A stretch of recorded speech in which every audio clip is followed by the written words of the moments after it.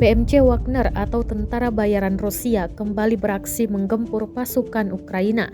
Rekamannya ramai beredar di Telegram pada Senin 7 November 2022. Dalam keterangan unggahan disebutkan di desa Ivangrad, PMC Wagner membidik pasukan Ukraina. Pasukan Wagner mengklaim melumpuhkan pasukan Ukraina terakhir yang mencoba mempertahankan posisinya di pemukiman. Rumah-rumah terakhir diberikan tembakan dengan sangat keras, kata Komandan PMC Wagner. Pasukan pro-Rusia ini terus menembak ke dalam rumah yang diduga menjadi benteng Ukraina. Tampak pula sejumlah rumah warga sipil lainnya dibakar pasukan Wagner. Rekamannya pun menuai berbagai komentar dari warganet.